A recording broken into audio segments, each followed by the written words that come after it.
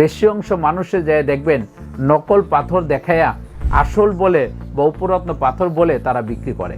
সেই কারণে আপনারা পাথরগুলোর উপকার পাচ্ছেন না।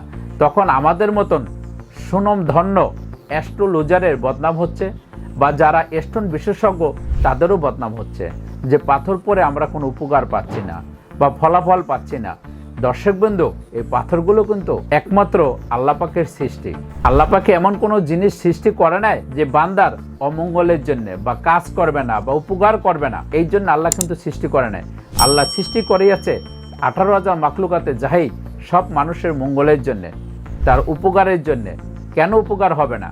যদি আপনি সঠিক স্টোন ব্যবহার করেন, সঠিক রত্ন পাথর ব্যবহার করবেন, 100% আপনার উপকার আসবে। আপনি সঠিক না কিনে দেখা গেছে যে আপনি কম দামে সস্তায় পাচ্ছেন, যেখানে সেই জায়গা আপনারা খুঁজে বের করেন। এই যখন কম দামে সস্তায় খুঁজে ব্যবহার করেন তখন আপনাদের পাথরের উপকার পাচ্ছেন না। হাজার হাজার ভিডিওতে এখন দেখা যাচ্ছে ইউটিউবে চ্যানেলে বিভিন্ন জায়গায় রত্ন পাথরে অ্যাড দিচ্ছে, মহিলারা পুরুষেরা দেশ বিভিন্ন কালারিং পাথর। আপনারা মনে করেন কি এই পাথর পড়লে উপকার পাবো, কারণ দেখতেছেন সস্তায় এক আংটি পাওয়া যায় 1,000 2,000 টাকা দিলে পাওয়া যায়।